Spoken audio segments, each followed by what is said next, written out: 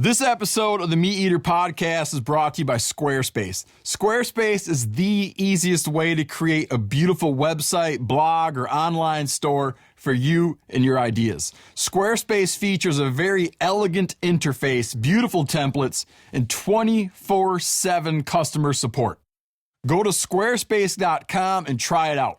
Enter the offer code MeatEater at checkout and you get 10% off. Not only will you be helping yourself, you'll be helping the MeatEater podcast stay alive.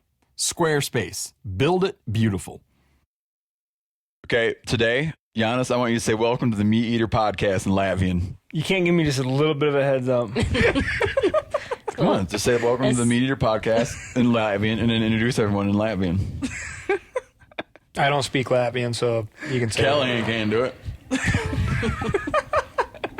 Come on, Yanni. Sveicināti. That's it?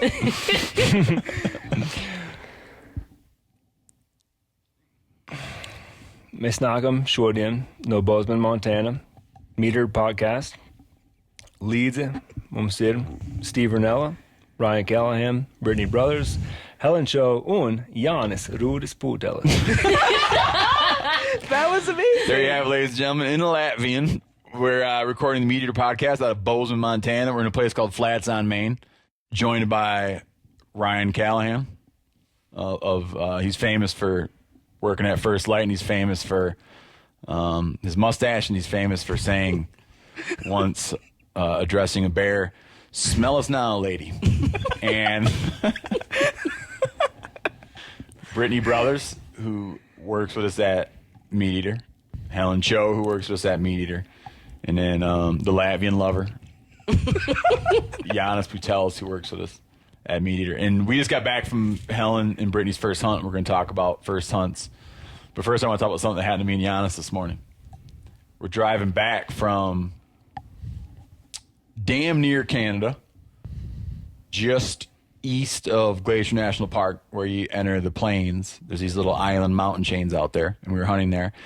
And we're driving back today, and we happened to stop in and visit with, we had to stop in along the long drive home and visit with this outfitter, and we pull in there, and there's a mule deer laying on a piece of plywood laying between two sawhorses, and it was funny because the mule deer season had been closed for some time, and it's laying there, and it had in the snow around it is all these magpie tracks, and it's frozen rock solid. And we're told this story about how some guy was out and had killed it a couple weeks earlier, and didn't want it, and they were going to donate it, and did we want it, and it had been there 2 weeks, and I was so depressed. Leaving there, and I had a crisis. We almost took it. We offered to take it, but we found out that it was going to some family that was going to get it. It was just, it's like, I don't know, just the whole thing was weird and ugly, and it put me into a funk. And we're driving down the road, and I'm like talking about game wasters and how much I don't like them, and Yanni has some comment where he's like, well, yeah, but not everyone had a upbringing where that stuff was respected, and it's like an education thing more than anything else.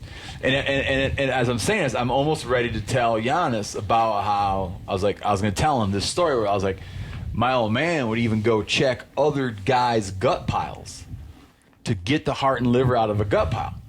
And as I'm about ready to tell Janis this, we blow past a gut pile off in a field on the side of the road. A fresh gut pile, and we actually heard the hunting story. We saw that too. Correlated, right. You guys did too. So apparently these guys up in this area had gotten onto a herd of elk that came out into the flat, and I heard rumor. I can't say this is true, and I say rumor because it's not. It's very illegal. But they apparently got after these elk with cell phones, and there was a herd of like 27 cows and 2 spikes, and it was all said and done, all the cows were dead. What?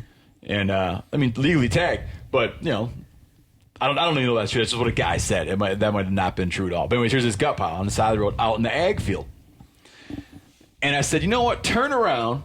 And I'm so upset about what happened earlier that day. I'm like, turn around. I'm going to go and get the heart and the liver out of that gut pile. So Yanni turns around, drives back. I walk out in the field with my knife, start digging through the gut pile.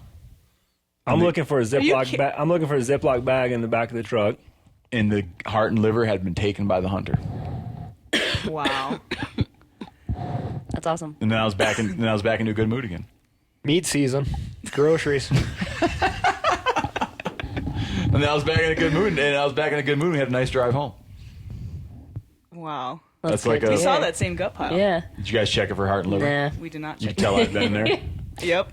When I blew through, the guys were out there. They were gutting another one across the street. Yeah. Guess you'd call it across county road. They were Yep. gutting another one. Did you stop in and ask them about the heart and liver?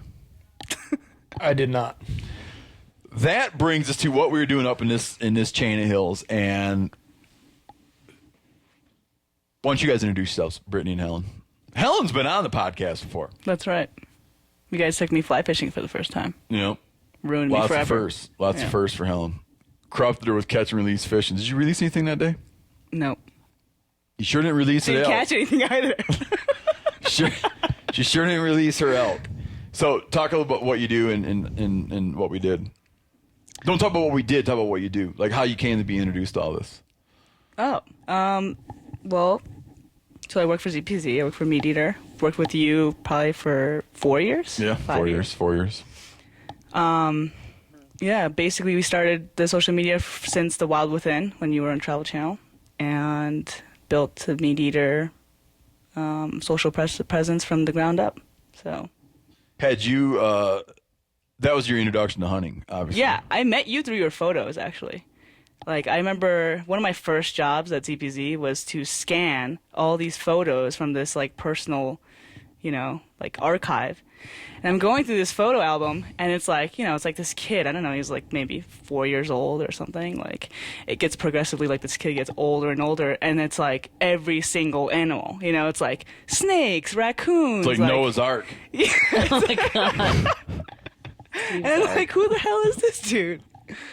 But yeah, that's how I was introduced to you first. And I was like, wow. I mean, it's like I grew up in New York. It's like I'd never seen a moose, like someone holding a moose like that, or like, like deer hanging. I mean, everything. It was just amazing. Helen was born and raised and lives. Were you born and raised in Manhattan? I was born in Manhattan, raised in Brooklyn. Still live in Manhattan today. And you went to NYU for college? To NYU. Yeah. So the point is you're New York to the core. Yeah. So, I mean, She's mad. Mad New York. Right? No, then I'm No, Callaghan's been No. trying to learn how to have. Callaghan's trying to learn how to have a zippier way of communicating. He's learned mad. What else?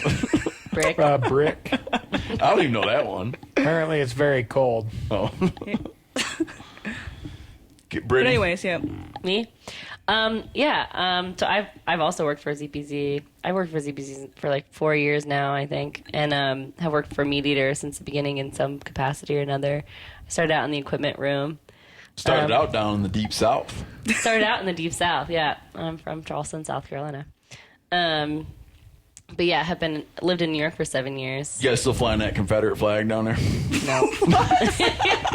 No, they took that one They took it down. down? Thank goodness. Because they lost. Right, a long time ago. I guess they're kind of sore losers. Yeah, Yeah, us Northerners had to come down there and show you guys how it's done. Yeah, well, my family's from the north originally. I was born in Michigan. Oh, really? So You I guys don't were have that history. You guys were You were born carpetbaggers. in Michigan. I was born in Ann Arbor. Yeah, so I don't have this. So you're like your family's like a carpetbagger family. Sure, if that's what you want to call it. That's good. But yeah, eventually made my way to New York. Went to college and started working for ZPZ in equipment. Well, as an intern for Helen. Actually, Helen hired me, so we go way back. Is that right? Yeah, she hired me as an intern. Are there some highs and lows that went along with that? No? Just all highs, All right? highs, all highs. One of my first jobs as an intern at ZPZ was trying to find a powder blue tuxedo for Ron Jeremy. That's a true. Is that right? That's a true story. True story. Yeah. And my life has never been the same since. That's yeah. But I started working on MeatEater in equipment, and packed all the gear, and it was always just like the dirtiest, messiest gear that we got back. I was just like, I don't Lots of know broken what stuff, goes too. on. Oh, always something broken. What do you mean by gear? What type of gear? Equipment, like camera gear. We were in charge of camping gear too. So we, sometimes you would come down to the second floor and like all the tents were out. It looked like Nobody wanted to come to the second floor. Yeah, that's This is terrible. like the smelliest, Yeah. smelly man disgusting. smell. Yeah. Ugh, That must not have been my tent. I don't know whose tent My it tent was. smells like a lady. Does it? That's weird.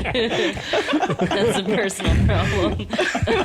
Well, I just slept on the cot next to you, and I want to be specific about saying I slept on the cot next to you for the last four nights, and I never smelled a lady. You never got a lady smell? No. Yeah, so I worked in equipment. The gear was always horribly messy and dirty, and I spent many nights cleaning it. I was just always kind of curious what went on. What was going on out there? Yeah, exactly. And you grew up thinking that the hunters were like the devil's spawn. Well, I grew up. I grew up can't have a thinking that, cocktail or and I'm not saying this is all, Southern hunters, but I grew up thinking that they were just a bunch of like hillbillies drinking beer and shooting things for the hell of it. No, there's aspects of that. I'm sure there are a handful of those people, but I literally never thought of hunting as like a source of food at all. I just thought it was just like, again, like people just like to go out and shoot things. Yeah. Yeah, I didn't know anyone who ate wild game. No, never at all. I mean, even today, like none of our friends eat wild game. I mean, I have a people handful. who work, on the show, obviously. Right, but I know a handful of people now. Yeah. Now back home, and I mean, I never realized before. But yeah, but then from equipment, I started working in social media. Strangely enough, and pretty much solely worked. I mean, we had all our other shows, but MeatEater was sort of like the main show that I worked on, and that's really like how I came to know you, how I like came to know the crew a lot better. Mm-hmm. Not just our smells. Not just your smells and the dirty Also, gear. from smells to smiles. From smells to smiles. Oh my god. Yeah, and then I worked on that cookbook shoot last year because Dan got super sick, and so I kind of had to like take over the logistics of that, which was super fun. And Yeah, that was, now a, your that, book's that was a coming crash out. course in all things wild game. Oh, absolutely. That book's not coming out for another year. Right. But I mean, Yeah. just to mention it. And we started talking about doing this trip 1 year ago. Mm-hmm. Was it really a year ago? Yeah. Might have been more than a year. Feels like longer than that. No, I think it was. No? Well, yeah, probably a year. Yeah. Well, we kept bugging you. Yeah. It's like, when, And I don't know if It you was guys like a running remember, joke. but we talked about this in Vegas at SHOT Show last year, and I said antelope. That's right. That would have no shots too far. I don't think it is. I think we talked about it at SHOT. No, I'm No, we saying did. We definitely talked about it at we shot. might have talked about it, but I would have said the shots are too far. Oh, no. Okay, I got you. Not shots. Shot show. I want real quick. There's this big trade. It's like all shooting. Sportsman's Hunting Outdoor Trade. That's what it stands for. Mm-hmm. But it's all. Wow. It's all firearm industry stuff. So stuff from like mall cop stuff to hunter stuff to I think Callaghan put it best when he was saying that you're talking to people and one guy comes up and he's a mall cop. The next guy come up and he's killed 100 people in Afghanistan and it's very difficult to tell which one is which. Correct. All firearm related folk from hunting to military. Yes. I make a strong point to just be very polite You know. in all circumstances. Because you just can't tell what's going on there. So we were at this thing, SHOT Show, and it's gigantic trade show, and apparently we talked about perhaps going antelope hunting. It took a long time to settle on the elk thing. That we just are coming right now. Today, we left camp this morning from hunting cow elk in up near the Montana-Alberta line, and you guys, I was pressuring you guys to do something easier. I wanted to go to Doug Duran's place and hunt whitetails. And I just found out that they had the worst whitetail opening day on record. Oh my god. Wow. I'm glad that we didn't do that. Doug said he couldn't see 75 yards. Why is that? Fog, rain, snow. Driving snow and fog. Oh, jeez. Nothing happened. No one got anything. Worst year on record. Shit. So you guys got lucky. And I tried to talk you into doing that. I tried to talk you into doing all manner of things. And you guys said you wanted to go to Montana or Alaska. Montana, Alaska.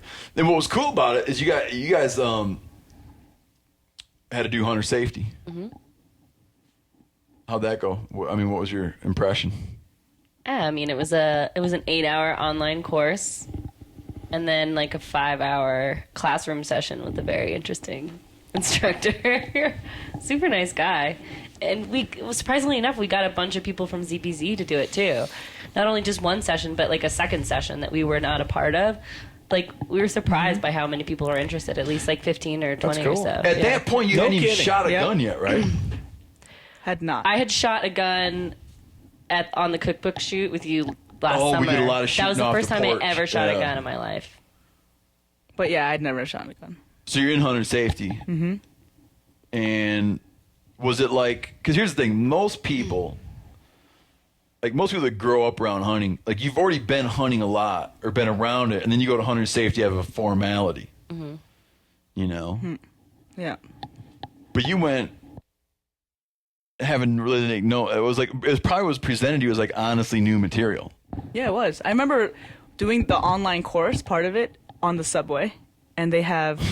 I'm not kidding. And Awesome. then part of, like, I remember it was like an interactive, each course would be somewhat interactive. So there was one part where they were showing the different parts of, like, the rifle, and you can click on the bolt, it shows you, and it would be like, click this to, like, move the bolt, and it would just show you how everything moves. So you can click the different parts of the rifle. You'd be like, now, pull the, click on the trigger to pull the trigger. And you're doing it on the subway. Yeah. Well, I mean, it was an 8-hour course. And they didn't arrest you? No. I'm sure you But got it a lot was- of weird glances. I got picked up in the New York subway for having a knife. Did you ever hear the story? No. Yeah, I was in. Are we talking like Crocodile Dundee style? No, knife? no. It was A machete? just like this right here, like a clip-on knife. But it has to be a certain... You can't have something... It's like a certain length, It was though. this. This is a SOG Pentagon Elite. The one that I lost was a Benchmade, same style deal, years ago. Had it clipped in my pocket, okay? And I'm walking I got off at the 14th. I was going to a business thing. I'm at the 14th Street Union Square station. And I'm walking to go to a meeting at a restaurant. And we were actually meeting with the people who run the restaurant. So I'm walking, and I got the knife clipped in my pocket, and all of a sudden there's like a hobo figure next to me, but he's not. I just think he is, and he flashes a badge, just says, "What are you doing with that knife?" I said, "I just carry this knife around." And I was living in Alaska, so I had an Alaska driver's license. So first, they take me to this little police station in the subway station, and they got my driver's license, and they're grilling me about Sarah Palin. Okay. What? Yeah. And then they're like, "Why do you have the knife?" I'm like, "I just have the knife." It's like, it's like, the only thing I had This in my sounds like hand, a test I would have the only thing I failed. had in my hand was a New Yorker magazine and a Benchmade knife clipped in my pocket. Oh my God. And an Alaska driver's license. And they're baffled by what I'm doing here and why I have what I have. And in the end, they steal my knife, or I guess they would say confiscated it, and give me a summons to appear in court for having a concealed or some kind of weapon. And I said, but I thought it had to be that it was like a long or 3 inches or whatever. And he said, it's a open assist knife, meaning it had a thumb stud on it, and you can open it with one hand, which made it an illegal thing to have. Now, one thing leads to another, and a Start the guy. well-connected gentleman makes a couple phone calls, and within 45 minutes, I'm instructed to tear my summons up. Wow. Yep. Got to be good to be Steve Ranella. And I asked, well, what about the knife? And this gentleman looked at me like I was a moron and said, forget about your knife. And that was the end of it. Because I've heard a couple of times, Mr. Callaghan, are you aware that you have a bench worn out? Nobody told me to tear anything up then. No, I was like, that was it, man. Now. And then I learned and then from then on, when I'm on those subways, and thank God I'm done ever being on those subways ever again, I'm real nervous about betraying interest in any kind of weaponry. So I'll even, I'll be reading like a sporting magazine, and I always feel like people are looking at, that are kind of like, give me the stink eye. It's just paranoia. So there you are studying for hunter safety on that thing. Yeah. So you guys did hunter safety, then you had to learn to shoot. Yep. Yeah, that was interesting.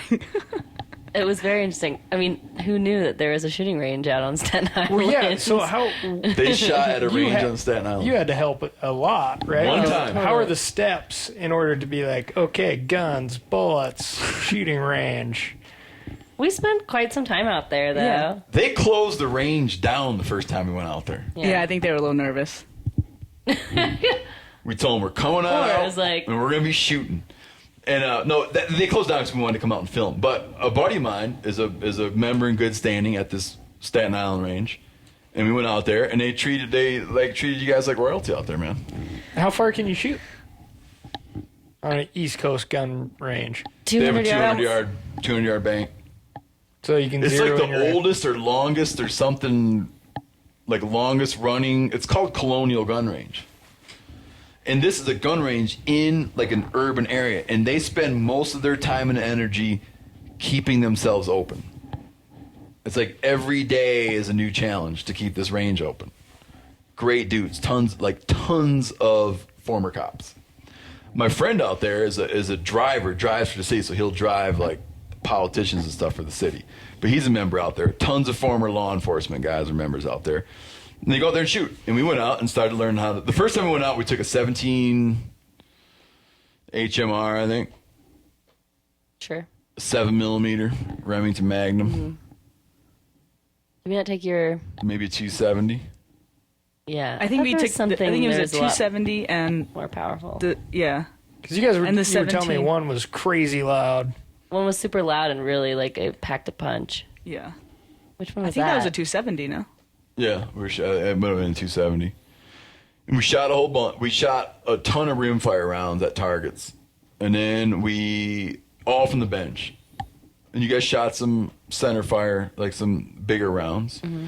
And then you kept going back. So how many range sessions? You had a number of range sessions after that with Joe. We went like once a month, I would say, for 3 or 4 months. Yeah. Yeah. To the point where Janis and I, before this hunt, Janis and I, we went down to the range here in outside of Bozeman, and you guys are shooting fantastic groups. Brittany hit a gong at, what's the farthest gong there? 4:30. Hit a gong at 2, hit a gong at 3, right?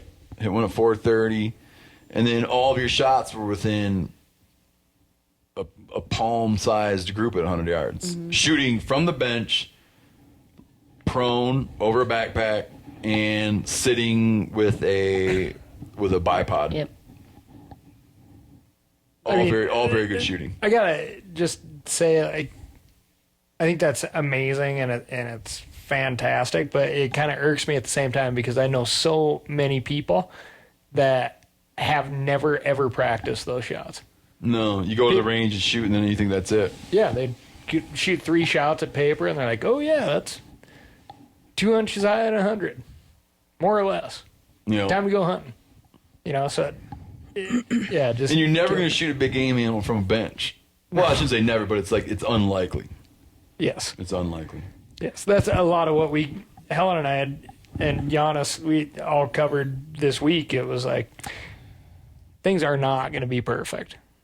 The more you can have in your head that things are not going to be perfect. It's not going to be like okay, we're going to set up, get things rock solid. The elk's going to step out. Done deal. Get the bench set up. Get the sandbags out. Mm-hmm. So, yeah, you guys got cracking on the rifles, and then we took off. And the hunt we did was there's this area up there where in Montana, the way it works is you buy what's called a general elk license, and in the general elk license, depending on how many units are in so the state's divided into 7 regions. Each region is divided into a bunch of units, 10 or more units per region. And when you buy a general elk tag, it's like that tag has different value, so to speak, depending on what unit and region you're in. And we're hunting in a region where a general elk tag is not good for a bull. Generally, a general elk tag is good for a branch antlered bull and Brow tine bull. Brow tine bull and not a cow. But in this unit, a general elk license is good for a antlerless or cow elk. So we were on a cow elk hunt. And leading up to it, I correct me if I'm wrong, I think I said many times that success or failure on the hunt will come down to walking up and down hills. You did say that. It's true. Yanni, what was your first impression when it was like, okay, first time hunt, we're going after elk? You have to do it in Latvian, though. I'm joking. Lana Donna. Like, is it a good idea to do elk for the first hunt? Yes. Like, hey, we're taking Helen and Brittany from 30 feet above sea level, I'm assuming, somewhere I in don't think there. it's that high. No, it's like straight up at sea Or it level. just depends on what apartment you're in. Yeah. I was third floor apartment. Yeah, what's in my elevation? I Brooklyn. don't know. Like, what Yeah. floor am I on? Third It floor, starts at 0. third floor above sea level. Yeah, I think it depends on the crowd and the character, but, you know, they're rambunctious girls. They're ready to jump, you know, both feet in. Early It'd on, be nice to start with like a squirrel hunt, you know. That and would've then- been smart. And then go to a... Let me put it this way. How But they long- weren't- We didn't want that. Yeah, didn't like want just that. because we're women, we didn't want to be, you know, like. It has nothing to do with being women. I'm just saying, I'm just we saying. all Hold started with Did you squirrel take Joe hunts, Rogan rabbits and Brian hunts. Right, Howell on a exactly. squirrel hunt? Nope, deer. Exactly. Deer. Exactly. And then they Janis. went to hunt deer at Bubbly Dogs. Not the first time. The first Second time they time. went to Montana. To hunt deer, not in the damn mountains, not elk. Giannis, how long did it take you? And I'm sure you're a rambunctious male. How long did it take you to kill an elk? Took me 3 years. I grew up in Montana, bumbling around the woods. Why a weird deal? Because my first elk hunt was a drop camp, and then we did so poorly in the first 4 days that the outfitter that put us in this cabin, Who's we? my father and a friend of his, we did so poorly. They invited us over for dinner. We were like, "There's no elk in these hills." We got ripped off. We roll over to the main camp. You're They're telling like, us over supper. yeah. We rolled into the main camp. They're like, "Oh, we killed 6 bulls and we were tagged out 3 days ago." You know, we're like, "Really? There's elk in these hills, huh?" So the outfitter took pity and took us up the hill the next day. About killed my dad and his buddy going up the hill. I had to stop him and be like, "Dude, seriously, I think my dad's gonna like not make it up this hill if we don't slow down." Anyways, we make it up there. He takes me into the woods. Right, we've been hunting the same area all week. We walk in there. He bugles one time. I'm like, "Wow, that's kind of cool." You know, we're sitting there, and like 30 seconds later, here, you know, stick pops, and here comes a herd. Really? Just coming up through the timber. This is the outfitter. You know, like he took me out. Like 20 cows filtered through the timber, like 50, 60 yards. Then 2 5-point bulls come up to about 50, 60 yards. And the first one turns around and starts sparring with the second one. And they spar in front of us for like 10 minutes. Just like a nice, light little, you know, kind of a later October sparring But definitely session. inspired by the bugle. The outfitter said so, of course. It was like, yeah, I bugled once. It was the And that assembly bugle. that gets and, him fighting. You know, no. That just made him come up through this area. Anyways, I gotta hang out with that guy. 'Cause What's this guy's number? round up the herd. yeah, he retired. But, yeah, I hit the bull, but I lost him. Oh, you did? Yeah, the first bull I ever killed, I didn't find him. Somebody else found him like 4 days later. We lost him. No, really? Wow. I didn't know that, Yanni. But that right there put the drive in me to, you know, make better next time. But then basically by a year later, 365 days later, I was an elk hunting guide. With the same outfitter. He took a shine to you. Those 30 how minutes, old were maybe you? 60 minutes together in the woods. And then me calling him the following month saying, hey, I need one of those bugle tubes. How did you do that? Yada, yada, yada. He's like, you know what? Why don't you come up and, plan on spending 3 months in the fall with me. How old And were what would you? he have you do? I would run around the woods for about an hour in the morning. Then I would sand and stain cabins all day long. And then I would run around in the woods for about an hour in the evening before Just dark. educating yourself. Mm-hmm.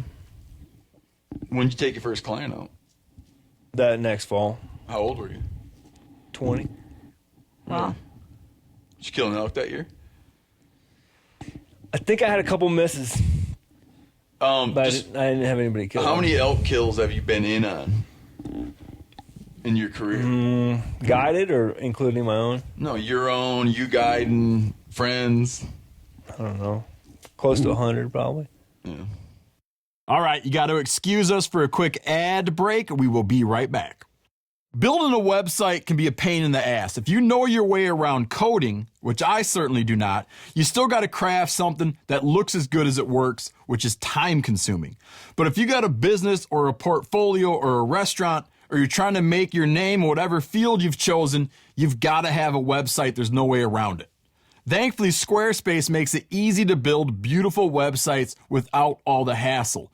They've got simple templates for you to work with. Not only that, but those templates are part of Squarespace's responsive design, which means your website scales to look great on any device. And if you just want something that's minimalistic but powerful, their cover page feature also allows you to set up a beautiful one-page online presence in minutes. There's really no reason to put this off. I'm telling you, when I was starting out as a writer, I needed a place to showcase my publications and to allow folks a way to see what I was doing and to get a hold of me so I could get more work.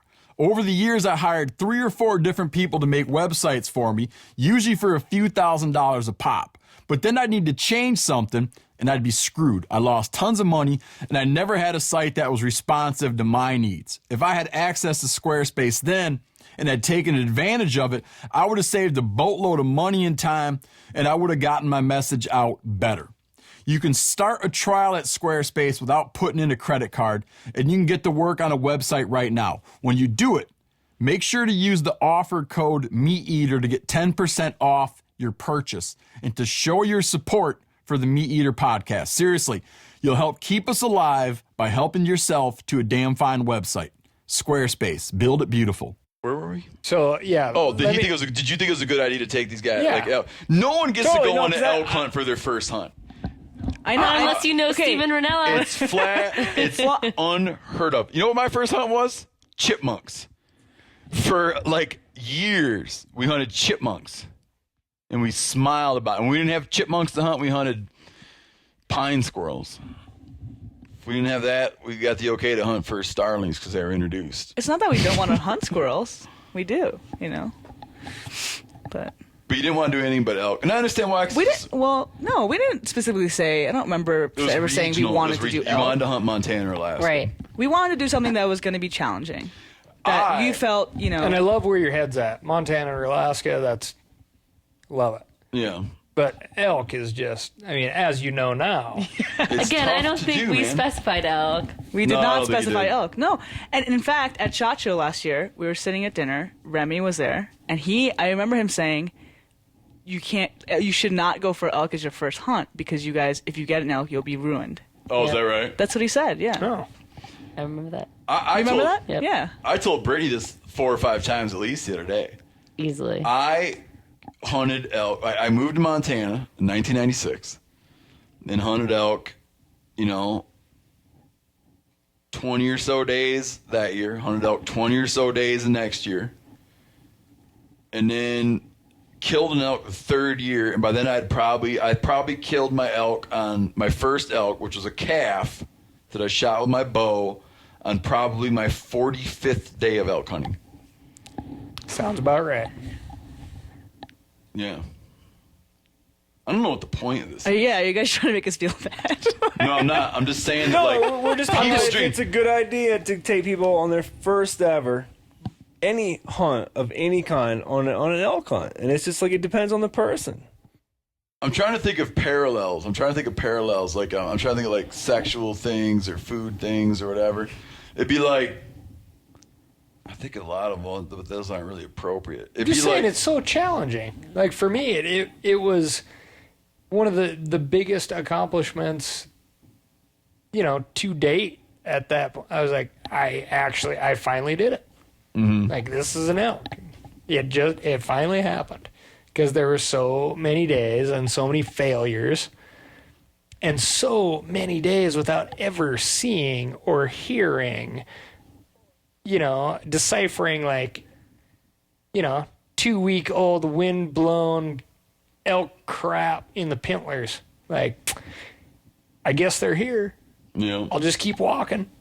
I mean, it's a very challenging hunt to start out with. So, Well, what do you guys think should be like our first, or what do you think would be a good like first 5 hunts for somebody who's new to I hunting? think a person should hunt squirrels and cottontail rabbits for a year, and then they should do some deer hunting. I think ducks and geese are fantastic too Ducks because and geese. teach you to get a shoot. Not that there's anything wrong with what happened, because you guys got the major crash course. So we went up this place. We went up this small island mountain chain and mountain range, and we set up a tent camp in a little canyon bottom, and started hunting. We had four whole hunt days. And the way this place works, there's sort of this resident herd in this mountain range, and it numbers anywhere, depending on the year, from 200 to 400 animals. And they tend to, depending on who you ask, either they spend their entire year all balled up in a big ball, or they, once the weather turns bad, they ball up into a big ball. And if you've never hunted elk before, it's like there's this term used in elk hunting called like the herd, right? And if you imagine that you go to your buddy's farm, he would never, and you're hunting whitetails, he would never be like, the herd will come through here in the morning, because like the deer maintain individual identities. Like there's like the whitetail hangs out here and some whitetails hang out there, and like they might come out into the field at night, but that doesn't mean that they all are. But in this mountain chain, this range, I keep calling it a chain, like a small range, this big wad of elk is only in one place at any given time. So it's essentially, to a degree, it's almost is like you're hunting one animal, but it just happens to be many, many tons and spread out over a big area, because it's just this herd of elk that drifts around. And the goal every day when you wake up is to try to find like the herd, and it's 600, or I don't know, 300 eyeballs staring at you, looking for you. And you're trying to intercept this moving target as this herd runs around. So we started out just by climbing, essentially climbing up into the high country to try to glass up animals. And Right. Nobody had ever hunted here before. None of us had been there before. Talk to some guys that do hunt there. We open up some maps. We get given some maps. Yanni printed out some maps. A guy said, here's a couple good glassing spots. And the first morning we're out, I go to the first good glassing spot, and lo and behold, there's 2 people there. And he said, like, the guy that gave me the tip, failing that, go to this glassing spot, and go there, and there's 4 people on that glassing spot. We saw that night, after hunting all day, we finally saw 2 spike bulls, I think. I was hunting with Brittany. Steve and Brittany were a team. Ryan Callaghan and Helen were a team. So our first day, we pounded the glass. Saw more mule deer than a fella has a right to see. Every buck had his nose up a doe's ass, just rutting way hard. Brittany glassed up a man, another hunter, who was defecating. And There were a lot of firsts that day. it struck me. A lot of It struck me the indifference this man had to his little creation there. He didn't do anything about it. Just stepped Pulled off up his pants stepped and off walked the away. trail, pulled down his pants, did his thing, His friends were like 20 feet in front of him. His friends are right in front of him. Does a very brisk little cleanup. Just kind of throws the toilet paper to the wind. Pulls his pants back up. Takes 2 or 3 steps. Glances back. You know, just to see, like he was checking on his health or whatever. And then just followed his buddies back to the truck. I've never seen anything like it.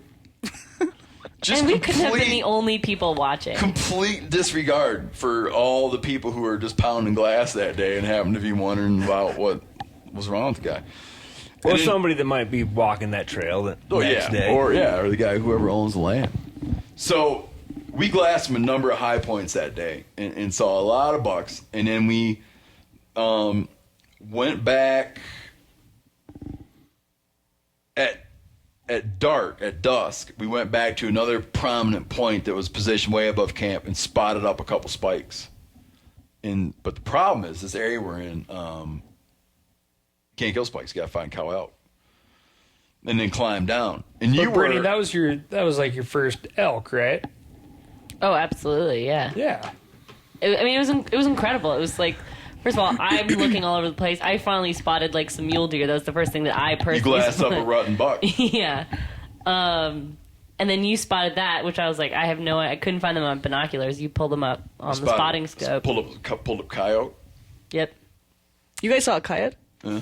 He's looking like he's all majestic up on this peak. Yeah. We And heard then that. she got on the scope and found another one. He had a buddy with him. Yep. Yeah.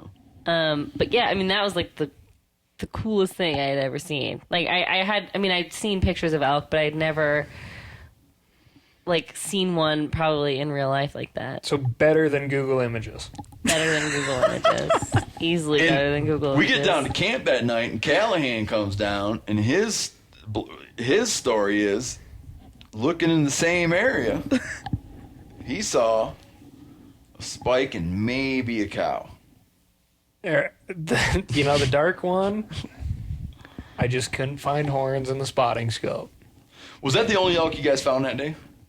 No, we saw a bull in the other drainage, all bedded down by himself, middle of the day. He was out. We saw him first thing in the morning. He was bedded down. And then at like 11 o'clock in the morning, he's out feeding on this wide open hillside. Oh, is that right, really? And at that point, I was like, this is going to be good. Like, Or this elk knows that this is a general tag cow only area. the King's X. Yeah, nobody can touch him. So, but, for Helen, right, we saw mule deer right off the bat. Later on, that would not be such a novelty.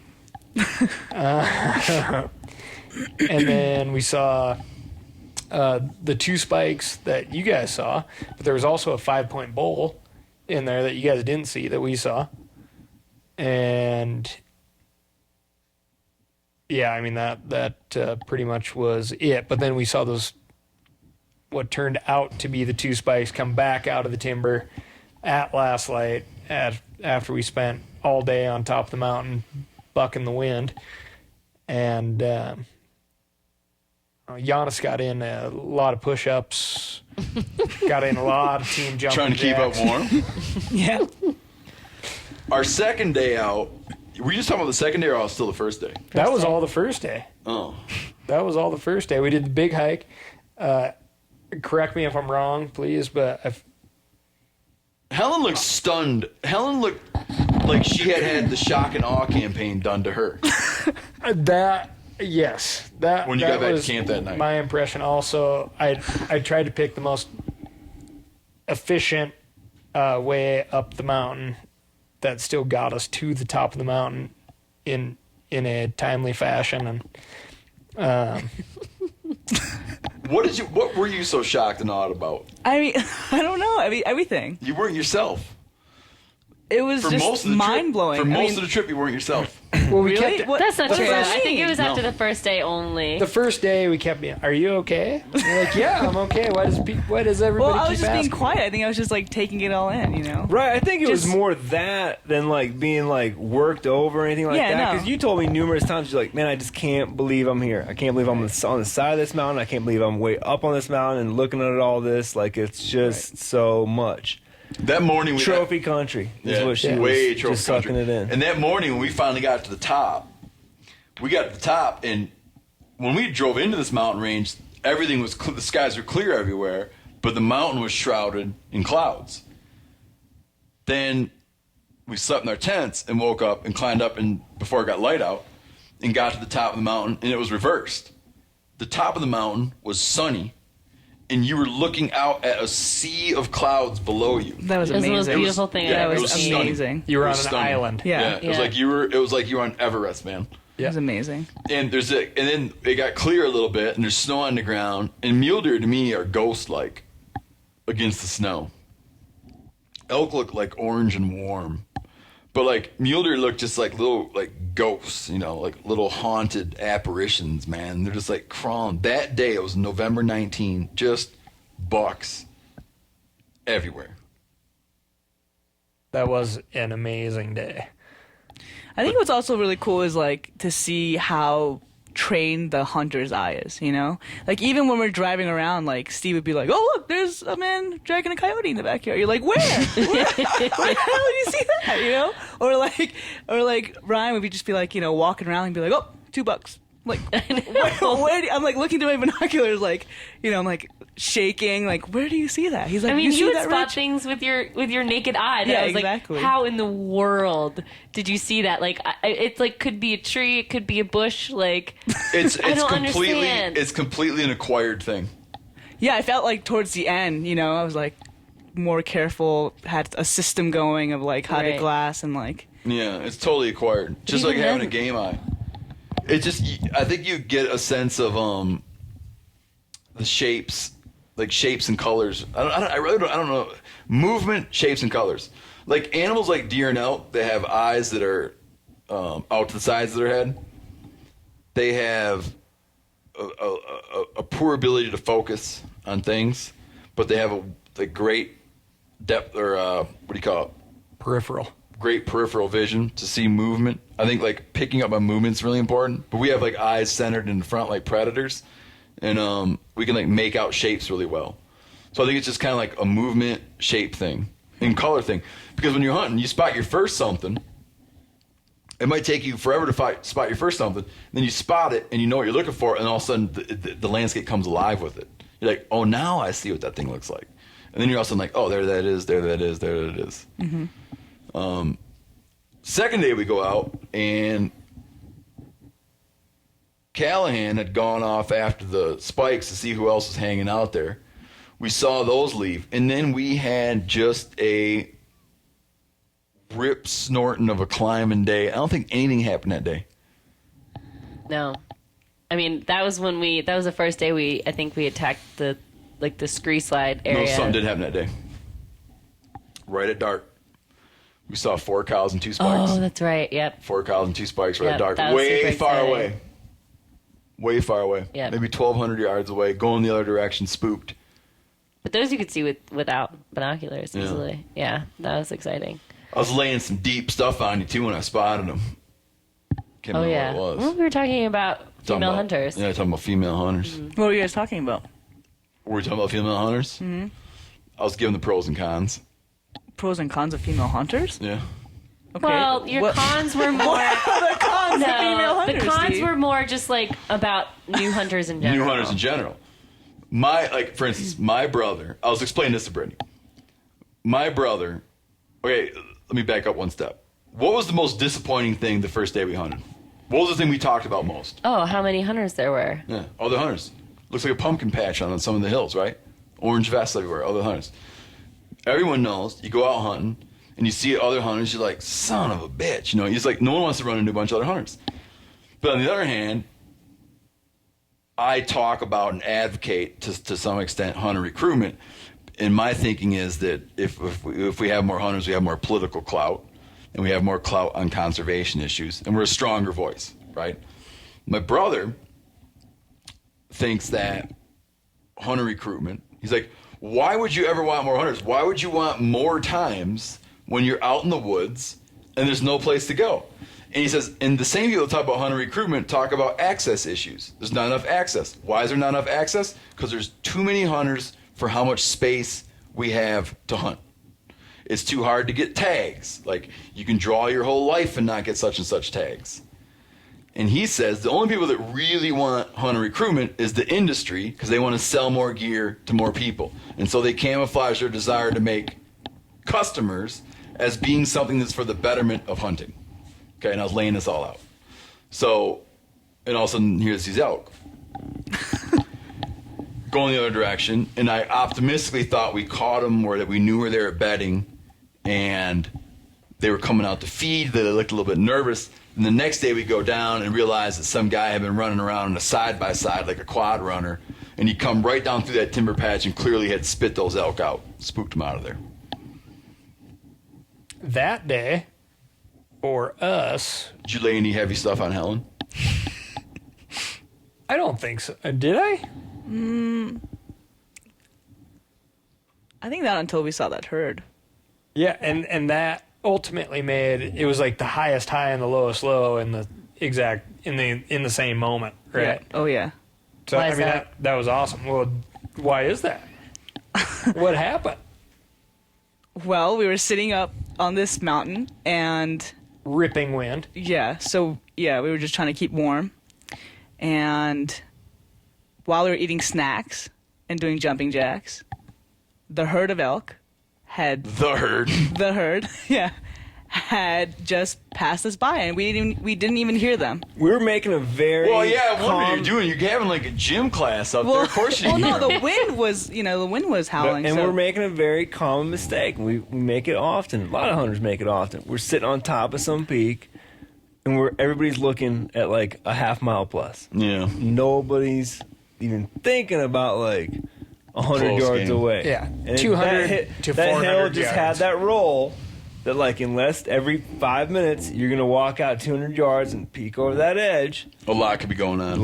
and obviously a lot went on. And every time I went to peak, it was purely because I was freezing. So I was like, I'm gonna walk down this hill and walk back up. And so at one of these points, you guys are having a little gym class up there. Strolls by a couple hundred head out. Oh, I literally, I was literally making our second Oh, no. round of sandwiches for the day. Oh my god. You were on sandwich position? Yeah. We Well, don't have bonding. my better part there, Yanni was like, "Don't have another bar. Have a sandwich, You know. and while you're at it, make me one." So you must So we become walked aware. over, and we're like, Yeah, we're going to leave. We're Yeah, gonna we're like leaving. go for a tour. We're too cold. We're gonna Yep. go walk around. and we see the tracks, and Oh. everyone just stops and is like, do you guys, like, this didn't just happen, right? Like, we didn't just miss like hundreds of elk just going by right in front of us. Tracks on top of our tracks, and one of the trails was like 1.5 feet deep. Yeah. Like, it was a thundering herd. That's crazy. So then immediately we, go down that hill and try to Follow the tracks. follow them, to see if, we don't, it looks super fresh, so we're like, maybe they didn't go too far.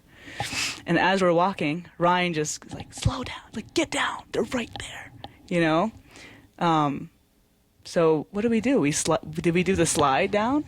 We did the The slide. crab walk, right? Yeah, so it's like a yoga position or something almost, right? You're on your heels of your hands and the heels of your boots, and you're like crab walking with your rifle in your lap. It's the most deadly approach, I think. We never did that. It's tough on me. Yeah, we did.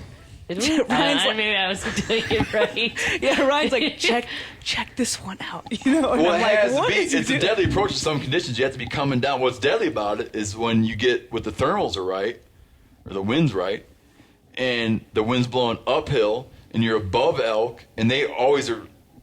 Not always. They tend to look downhill the With most. the exception of one. Their assumption is that trouble's coming from down there. I'm at the top anyways. I just need to watch down, and you're up above them, and you're crab walking down, sliding along with your weapon, bow or rifle, in your lap, and then when it happens, you just sit up and do it. You just sit up and shoot. Helen? Well, I think it's also worth mentioning that when we go on hunts, it's not just like 2 people, we have cameramen. It's like not, Yeah. so it's like group of No. people trying to do the same thing, trying to capture, the herd. I was complaining about that very fact today. What, that it's a group of people? Yeah. Well, it is, What else are you gonna but do? how close did we get I mean, with No, the not group go- of people? what, like 40 yards less? Yeah, 40 yards. Something insane, Because you could have shot with a bow, Yeah, it's Yeah. an archery shot. but you didn't shoot it even with a rifle. However, I what did not. what was the shooting situation? Though? So we were looking downhill, and there they were, and I was like, "This is my moment. Like this is gonna happen right now." And I'm looking through the scope, and Ryan's like, "You have to find your shot. You have to find your shot. Make sure there are no elk behind them, behind the cow." So I'm scanning across, and it's just they're everywhere. I'm like, I could shoot any one of these elk. Just pick one, But as I'm scanning across, it's like I could see. I'm like, I would stop at one and be like, I've got a shot. As soon as I thought I had a shot, I would see a head from behind just creep up right behind it. Yeah. Or like a butt of one just like slowly move back, So, and I guess one of them got spooked. Right. So the right? situation is, if you take that shot, that bullet could potentially pass through that animal that gave you the nice, perfect Google image shot opportunity and injure or kill another animal. I have seen that happen on several occasions. Right. It does happen. Right, and I didn't feel comfortable taking the shot, because I didn't know, I couldn't see what was behind it. So I wasn't for sure that it was a 100% clean shot. Yeah. And how many animals were there? I mean, Would you there- guess? 200, right? I mean, something like 150 to 200 elk. Yeah. Both bulls and cows, But I just couldn't see behind it. It was just, too sloped and couldn't see how far back they were. And then all of a sudden, we kept, you can never see through somebody else's scope, right? You can't see exactly what they're seeing. So I'm saying, well, look to the far left. Look to the far left. That one And is in the count open. back 13 elk from the left. Yeah, and it's literally, it's like this swirling ball of elk. And, for a brief second, one would, from my perspective, like stand out just slightly apart from the rest of the group. And then all of a sudden they were gone. And then they were gone. And I was like, oh my, Ruined it. Long gone. yeah, I was like, that's it. It's over. And that was the end of your second hunt day. Yep. And I kept asking everyone, like, did I have a shot? Because I kept replaying that, image. But there's no way to answer that question because that question is Right, it's for from each, my- it's for each person. Right. I might be in a situation where I'm like, I would have put a box of shells into those elk. But it wouldn't be a shot for a lot of other people. And there's other people who would have said, I would have put 2 boxes of shells into those elk. I just, I didn't feel But comfortable taking the shot. Helen kept saying to us was, great. There's 200 elk right in front of me. And I couldn't even kill one. Like, what would people think? Like, 40 yards away at 200 elk, I can't even kill one. So that to me kind of stood out as like the lowest low of the whole hunt. Yeah. Right? It was like, I mean, it was amazing to see like that many, that many animals, that many elk. But at the same time, it was like almost like a tease. Like there were all these animals so close, yet I couldn't make the shot. Yeah. So it was definitely like, I had dreams about that. From Yeah. It's 80,000 pounds of elk standing down there. But it wasn't a tease. It happened exactly that way because it had to happen that way. right. The hunt went perfectly. Because had you killed it then, I mean, think about what you would have missed. Yeah. It happened then after that. 40 tons of elk. so now we're on That's to conservative. Day 3. day 3. Right? We wake up and I go down to reconnoiter the 4 or 5 cows and 2 spikes. We go down there to reconnoiter it, run into a bull, can't shoot him anyway. Realize that what bumped the elk out of the timber patch wasn't that they're just moving from that timber patch to feed and then back into that timber patch, but some guy was in there driving around and got a side-by-side stuck in the snow and spooked the elk out of the timber patch. Get set up in the windiest place on the planet. A calf elk comes pouring through a pass. We go to try to intercept the calf elk. and intercept a gentleman named Kenny instead, and had a long talk with Kenny. Never found the calf. Then Kenny informed us that he, in fact, was trespassing. You're just gonna call him out like that. Well, I'm not saying where he was or what his name was. You just said what his name was. Kenny? I think there's a handful of Kennys running around Montana. I'm pretty sure. It was Kenny G, the saxophonist. I'll let it out. It was Kenny G, the saxophonist. And he was standing on public land, which he didn't realize, but he had accessed it by cutting through some...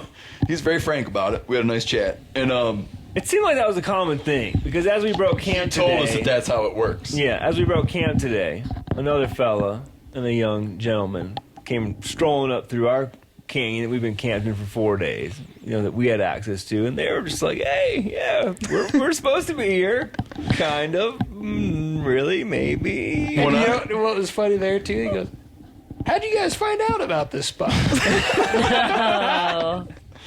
When I told Kenny, I was like, as a matter of fact, Kenny, we're on BLM land. Not terribly, wasn't like surprised or happy or disappointed by that information. It was just irrelevant. Yep. So, tried to put the moves on this calf, could never find it. Had just a miserable day. Wind. Unreal. So windy. Glassed up some elk that were very far away on what became known as Stinkhole Mountain. Climbed up in there, crawling with freaking mule deer. Couldn't find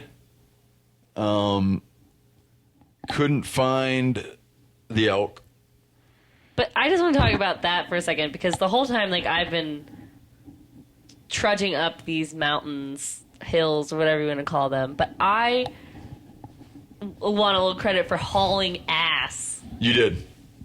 at that point. I gave you a pep talk, Yeah, and it motivated you.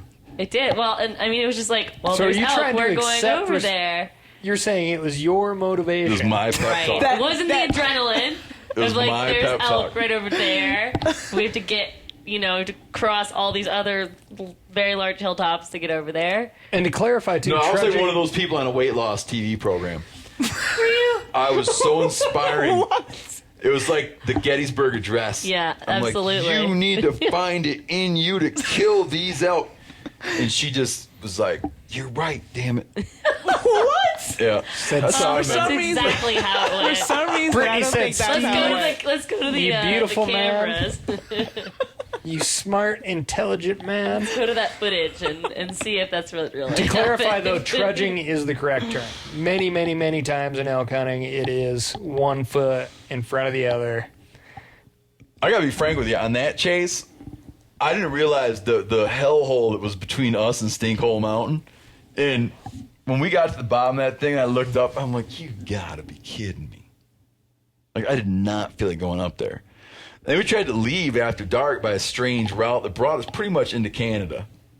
we were. We went up 3/10 of a mile from Canada, walking We saw down some Border county. Patrol riding Working the along border. on the Canada side. We're like, a bunch of people walked down the road with headlamps and rifles, like, basically walking parallel to the border in the middle of the night. Montana militia, heading north. Settle the score. Yeah, exactly. 48-40 or fight. That was our third day hunt. So we get Well, but have sat in the same spot, essentially the We same glassed spot. you guys up there. Yeah. We glass you guys too, right? Yeah, so to be hauling ass. we're bouncing back and forth between two saddles all day long, working on a hunch that these elk are going to magically appear in one of these saddles. And we're definitely seeing orange all day, popping in and out of some of the lower saddles and even right up where we are. And we go as far as building a blind because the 40-mile-per-hour wind is right in your face. How'd you construct that blind? This was some pine or some lodgepole boughs. We used juniper. nice dense. And stacked it in with a bunch of, just deadfall. And it worked out nice. You could just see right into this saddle. But the only problem was you just had this ripping wind right in your face. Yeah. And it wears you down, man. It makes you feel like you're losing your mind. Yeah, absolutely. Mo Fallon told me last week, he's like, I don't know what it is. When I'm standing in the wind, I cannot think. Yeah. He's like, I cannot form a thought. And it definitely makes you think like that. Or not think. But, so we're back. Really didn't move. Once we got to the top, we did not move all that much.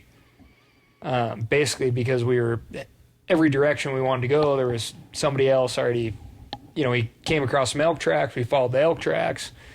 All of a sudden, there were boot tracks that dumped in on the elk tracks. I had that problem a lot. Turn around, go back the other direction. We're like, well, maybe we'll go up to the other saddle, where the herd came through the other day. And I look up there, and there's 2 people sitting up there. So I guess we're stuck. And then we get this distress call. It was a well-composed distress call, but it was, we are going to need a pickup on the county road. In Canada, basically. Yeah. We're going to follow this drainage. Hope you brought your passport. We're going to follow this drainage to Alberta.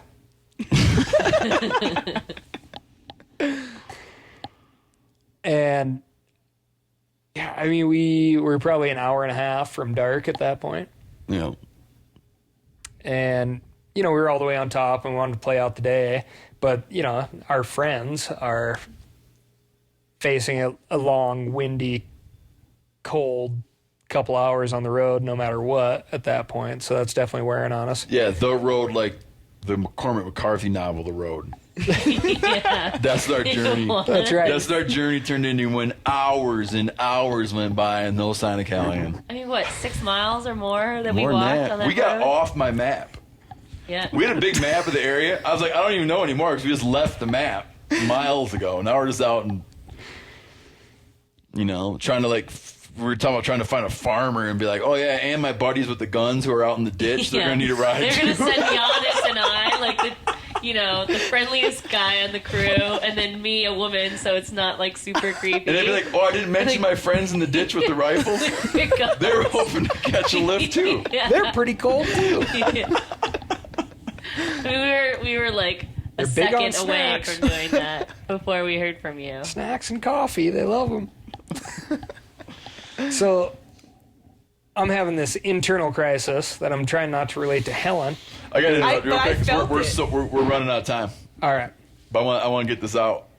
You want to finish up the hunt? Yeah, I want to talk about what happened in the hunt. It's a hunt So story. the blind. When I'm constructing the blind, what you're like, does this ever work? Well, it just seemed so perfect, You were making it level to, like, my perfect, I was trying to get a good shot and whatnot. And you're like, yeah, I think the things about these blinds is that you never stay here long enough for it to work, So anyways, you get the distress call. No. So, we'll walk around to warm up. Then I want to end up at the blind. Because I just know the elk are going to come through that saddle for some stupid reason. And we end up at the blind. The wind is still just ripping through that saddle. And, the whole crew, everybody's kind of like, well, should we just call it? Because we got to go pick those guys up. And I'm torn, and I'm like, I want to sit. This is going to work. I want to sit here. And it's like, well, I'm trying to be positive. Like, let's just, it's really windy, and I don't think anything's going to come out early, so let's just get up on top of the next little knob so we can look all the way down the ridge and look at the whole timberline. And we walk 200 yards from the blind, and I look over and there's 7 cow elk staring at us. And I internally, immediately, I'm just like, you dumb son of a bitch. And you're like I was saying, no one stays in the blind long enough. No. Did I mention? And so, like, I sit down to, lower our profile, and I'm half-heartedly and like, yeah, get ready for the shot. That's not going to happen because there's no way in hell these chicks are going to hang around long enough to provide a shot. And the grass is like 3 feet tall for some reason. And I'm just beat mentally at that. I was just like, ugh. And, Helen's like, should I put her around in the chamber? And right at that point, they all turn and blow into the timber. Gone, like ghosts. Vaporize. And I make second stupid decision of the day, which I never do because I've learned so many times it's a terrible decision, which is I leave our packs. I'm like, just drop everything. Frustrated. Like, just leave everything. We're going to run up here to the next tree and see if for some reason we get a shot at something. So we drop our packs, run up to the next tree, which always leads to the next tree, and I'm just sit here. If they come back out again, internal dialogues reading as there's no in hell these cows are going to come back out again until dark. Like, but if they come back out again, it's going to be right at dark. So just get set up for a shot. As soon as you see a nose, throw around in the chamber. We've been talking about this all day. If you get a shot, shoot. I'm going to run back and grab our packs. So I take that opportunity to have a little alone time.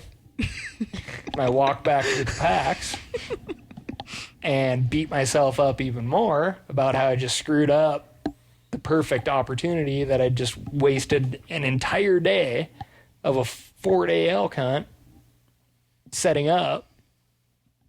And I totally blew it. And I'm like, I just ruined Helen's elk hunt. I just ruined the entire opportunity. That was it. And I pick up the packs. I turn around, and it's like, when people are frantically waving, I turn around and everybody's like, I'm like, what do I do? Is there a word for that besides frantically waving? It's kind of like a jazz hands. jazz hands. Yeah, it's like, no! Like they don't want to really wave because they're afraid they're going to scare something off. But it's like It was a subdued frantic wave. yeah, jazz hands, I think, is what I was going for. And so now I sprint down to the tree with the packs and look around the tree, and everybody's like, oh my God, look at Elliot. And I see like 4 bulls, like the very tail end of the herd. And it's like 350 yards and 40 mile per hour wind. And so I'm like, okay, let's pick up the stuff. Let's go. We haul butt up around the timber, drop half the packs, drop the tripod that we've been packing around, drop the Helen's pack, and basically get set for the sprint. And then we're cruising through the timber. And I mean, it's your story. Take it from there. What happened, Helen? I don't know. You were doing all this crazy, like, crouch running and like crawling on the ground, and I felt like I was so awkward at the movements. Like, you were so gracefully just like trudging through the snow, and every movement seemed like, it was like weight on me. Like, I couldn't move fast enough, and I don't even remember what happened. Like, we ran up to we got to behind this one tree. The whole time you were like, we want to have some cover, right? So we get to this tree, and we don't have the tripod, and you're pointing them out again, the hunter's eye. Like, I'm like, I can't see them. It's like all the adrenaline, rushing through me. And I'm like, I can't see them. You're like, you're like, breathe. Like, you see right there, you're pointing at all these different like landmarks. You see the dark patch of timber. I find that in my scope, but it runs away. Like, basically, as soon as I get in my scope, it just walks away. And I look at you and I'm like, this is happening again. Like, it's in my scope and then it's gone. And you're like, there's another one right to the left of it. Do you see that one? How far away were they? Like 270 yards, maybe less or more. I don't know. The furthest was like 260, and the closest was 226. Okay. That's a long shot. And Not so, Joe. so I see the one that he's talking about, and I look at it in my scope, but then there's a bull in front of it, and I'm like, this is like replaying. This is like deja vu, just happening again. I don't have a shot, and as soon as I'm like, I'm still waiting, the bull just slowly walks away, and it's like the cow elk is clear, and I don't know. I was like so nervous, but like we didn't have a stand. I'm like trying to sit down, trying to get a shot, but there was all that. What was it? Sage or something? It was just grass. Yeah, Sweet grass. right. So I couldn't see. So you were like sit up, you prop up the backpack, and then I just look at Ryan. I'm like, I'm gonna shoot this cow. I'm gonna shoot this cow. And at that point, I was kind of like, whoa. All of a sudden, that's like the most firm statement I've ever heard Helen make. I'm gonna shoot him. I'm like, whoa. And then because it was so windy, you had kind of pointed me to shoot at the shoulder, right? Yep. And that was that. And then I couldn't tell. Like, my hands were shaking afterwards. I was like, I kept asking you, like, did I miss? Like, And you kept, like, walking, like, let's walk forward, look through the binoculars, have your rifle ready. And you were like, these things are tough. Like, you might have to shoot it again. And I looked at you like, what? Like, like, okay. It was very clear at that moment that nobody had said, hey, sometimes. Yeah, they'll be sitting there. So yeah, we're getting closer to it, and you kept looking through the binoculars. I kept looking through my binoculars, but my hands were shaking. So you kept being like, what do you see? And I was like, I can't see anything. My hands are shaking. But yeah, we approached it, and it was amazing. It was like one of the most amazing experiences. Did you have of my life. remorse? I don't know. I think I was telling you guys earlier, like, I was really emotional when we made the first approach earlier that day to the two bulls. Then I was, I think when I came up to it, I was just like in awe, like how huge this animal was, and Beautiful. yeah, absolutely beautiful. I want to make this quick. Yeah. So, you guys had no fourth hunt day. You got to butcher Yep. and hang out, socialize, be warm. That's not true. And me and Brittany were out pounding the mountain. And right off the bat, we go up basically to where Helen tagged out and got onto the herd and tried to catch them before they got in the timber, but they were already in the timber, and we picked up the trail, which you can't miss. Anybody be able to track them. I mean, it looks like a rototiller Yeah. went through the snow. Yep. And you could smell them too. Oh, I'd smell them loud and clear. I had never. You were like, "Can you smell them?" And I was like, "Oh," and then all of a sudden I was just like, "Wow, yeah, absolutely." And we got just minutes into the timber, 150 yards into the timber, and it was just elk from just everywhere. And it's a thick pecker pole, lodge pole, dog hair lodge pole, however you want to put it. And it's just all these gaps, and every gap is filled with some amount of elk, or parts of elk, or tons of elk. And we crab walked. And what happened? You might have grabbed walk. I don't know what I did. I have no idea what But I did. tell I about lost that Janis's chase. Tell about that freaking chase, then we're going to wrap it up. Like, just from your perspective, how Okay, did that yeah. go? So, I mean, you pointed them out, and I saw them through the trees. We went after them. You're like, oh, just like one camera guy. And so I was like, oh, this is kind of this is how it works. Like, like the behind the scenes. And we find, like, a tree or something, and you're like, okay, rest the rifle against this tree and chamber around, and like chambered around, and I'm like looking through the scope, and I'm like, I mean, I can't tell what's what. I just see bodies, I see heads, I see butts, but I don't see like, you know, a whole elk, and I don't know what's behind it. And there are so many trees that I just don't feel comfortable. And taking the a herd shot. starts side hilling, and we're just ghosting it above. Probably 80 yards away. Yeah. But the timber's so thick, I can just see glimpses. They can't see us. And we're moving along. I'm like, there has to be a gap in the timber, or a scree slide, or That's all we've been seeing. meadow, something that, like, we're going to hit if we keep going. They're going to have to cross an opening. We're going to lay out, and they turn. We do the same thing all over again. And it doesn't work. And so we eventually lose them, right? And so we're kind of tracking them. We find like this big, you know, wad of tracks basically. Go down like this crazy steep hill. I'm like, at some point I'm just like, I'm not even trying to like walk with my feet. I'm just like sliding down on my butt basically. And we go down and see. We hit the bottom. We hit the bottom. Well, but before we hit the bottom, this was my last chance, is we see those elk, like, I don't know, 4 or 5 cows, like right across this like little valley or whatever you call it. Like a cross canyon shot. Yeah. And you set me up on your pack, and I'm like looking through it, and you use your rangefinder, and it's like, what, 370 yards or something like that. 340. 340. And you're like, this is farther than we agreed on, and it's super windy. It's, you know, Howling wind. Yeah. And I have like some branches in the scope. Like I have the elk in my scope, but then there are branches, and I just didn't feel comfortable at all. Like it was too far. And then meanwhile, It's too Al windy. steps a spike about 60 yards away. He's like, Yeah. do what's going on up there, guys? Just like, I was hanging around here in Yeah. range. Yeah, and then they left. They went into the next patch of timber, and then, you know, but we tried to chase after them a little bit. We But, followed the trail and lost the trail, and that was it, man. Yep. It was a bummer. For sure. But I text messaged Doug.